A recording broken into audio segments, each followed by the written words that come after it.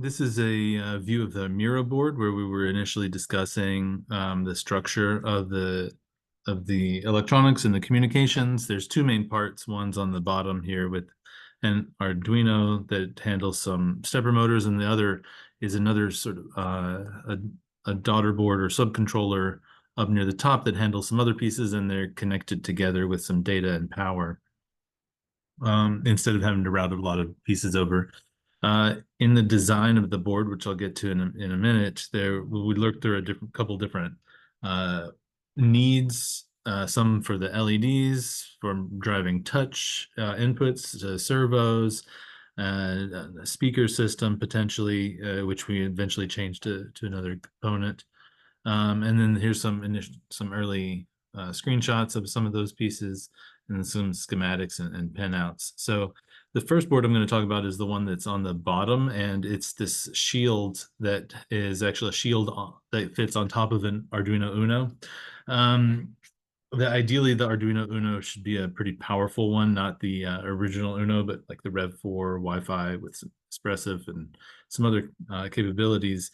And then this shield board fits on top. The shield board's schematic looks like this, and we have a couple pieces here. On the left are all of the pins that connect to the Arduino Uno on the bottom. We've got a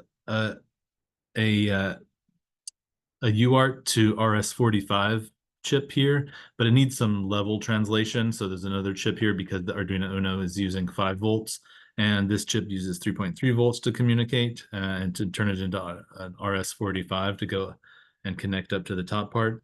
We've got some power input down here. So we've got this switch mode regulator that's pulling in the 24 volts and bringing it down to a pretty stable 7.2 volts with up to 5 amps coming out of it. We also have here this PCF 8574AT that gives us some access to some other GPIOs because we're using all the GPIO pins already. So we need a couple more for some of the button inputs. There are only 3 or 4 or 5 buttons, but this gives us up to 8 buttons, and there's a pin out for that. There are also some pumps that drive some of the sensing. So that here's some we don't need full H bridges for both directions of the pump. We just need to be able to turn the pump on and off. So there's a MOSFET for each one of these pumps that can take in the 7.2 volts and then drives each one of those motors. I think there are only 3 motors or 3 pumps that are there, but there's 4 on this board in case we need some expansion. And then there are 2 spots for Pololu breakout boards using the DRV8825, or it could use another one as long as it's pin compatible for the stepper motors. One of the stepper motors is on the base of the unit that rotates around, and another stepper motor is up at that controls the angle of the first joint, and some connectors there. When we look at the board and the layout of that board on this left side, we see where the Arduino Uno's pins are to connect to it. Up here, we've also got this an encoder that feeds back in, so we have some feedback loop for the motor that goes at an angle. And then here's the button input, so we can plug those in. Right in this section right here is where there's the switch mode power supply, bringing down to 7.2 volts. Here's all the MOSFETs for the 4 pumps. And then up here in this part is the connector that goes out and up to the subcontrol board with an RS45 connection, and then some power that comes through the power connection from the 24 volts and ground. 24 volts also passes through this section here to give it to provide power to the other sections.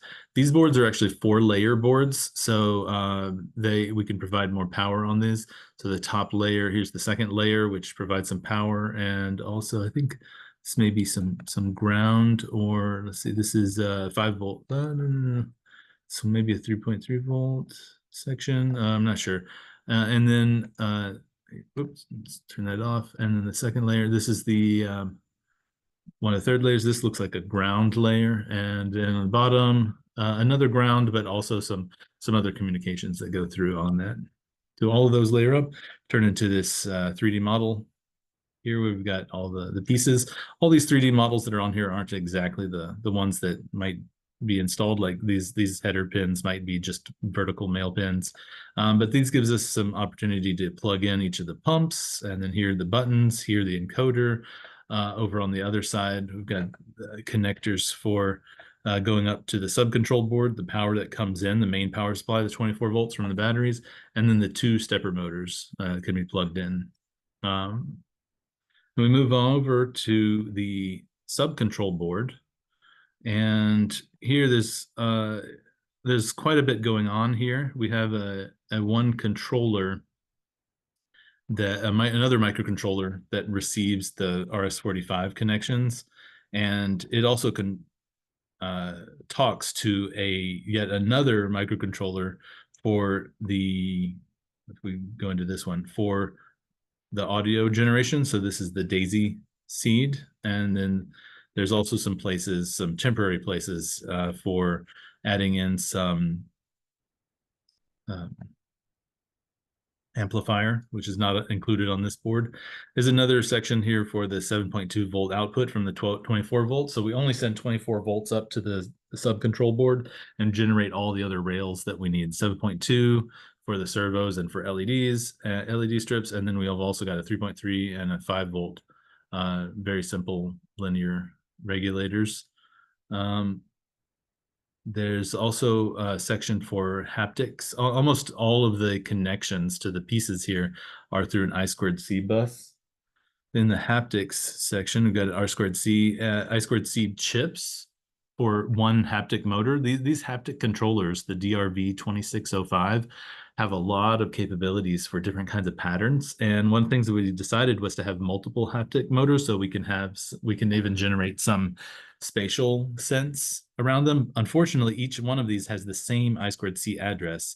A lot of times I2C chips will have different addresses that you can select with different hardware pins. This one doesn't. So we have yet another chip, the TCA 9546A, that allows us to split out the initial I2C bus into 4 separate ones, and each one of those is set up for each one of these different haptic motors, motor controllers.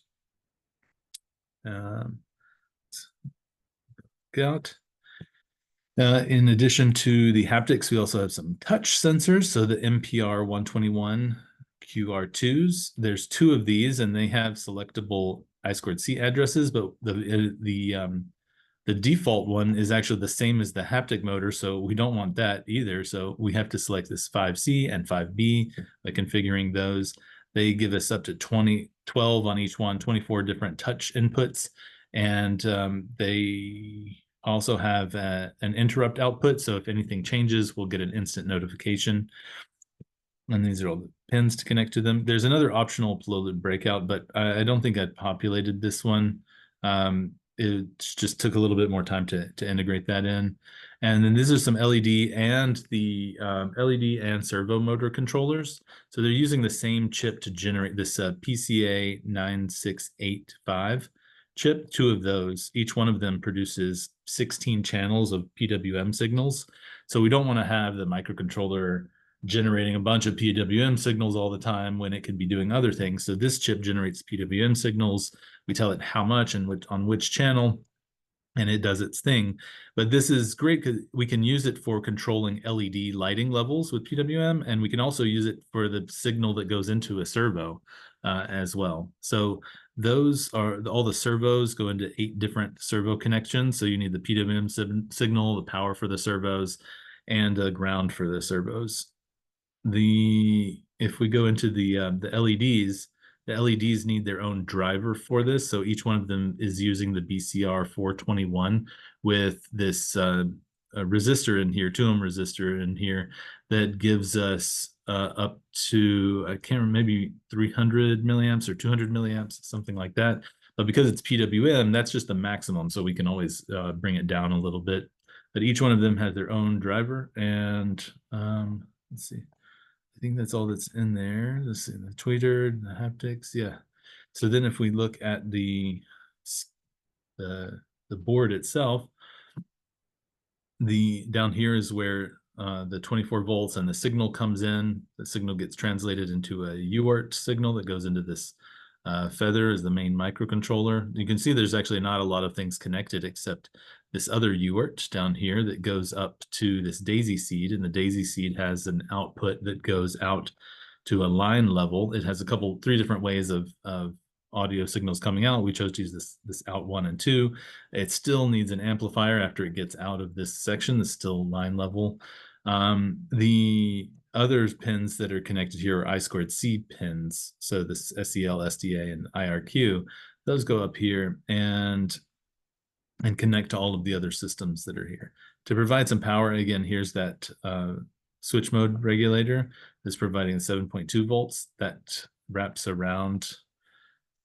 You can see it wraps around the sort of the whole board in a couple different ways. We want to make sure we get enough current going through those to support what's going to be pulled into it. So each one of these is the LEDs. So each one of these LEDs actually has are a stacked header. So there's the signal and power signal and ground, or it's actually not ground, but going the power and then the signal that syncs the current coming in.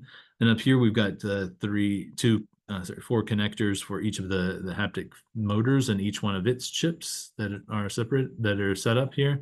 And then we've also got this one that splits out the 4 different channels for those chips, for those haptic motors. Up here we've got the 2 chips for the touch chips, and all lined up at the top. And then on the left here, we've got power coming over and then being provided with PWM signals from the PWM chips to the servo motors that are right there. If we take a look at the 3D view, we can see on the right we have, on the right we have these LEDs. Again, the stacked headers, we got the power and the signal coming in. We've got this 24 volt power coming in, and then the switch mode regulator to bring down to 7.2 volts. We've got the feather that's over here stacked on top of this RS-45 chip. We got the daisy seed stacked up here, and they're communicating together with the feather on the bottom through this UART bus right here. And then out comes the audio on this side. For the LEDs, we've got these 2 chips for the PWM. We've got all the LEDs on this side with their drivers and going out. And then we've got a section of them, just like 8 of those channels coming out to the left side for each of the servo motors. And they're getting power as well. On the top, we've got the touch chips. They're providing power there. And then on the right, we've got the haptic as well with the breakout. The touch, the haptic, and the LEDs are all through an I2C bus, and most of that bus is routed on the bottom of the board, right in this section. So it keeps it kind of simple with the I2C and the UART connections and communications. All of that connecting out to the RS-45, so we get power and communications in just 4 pins. That's it.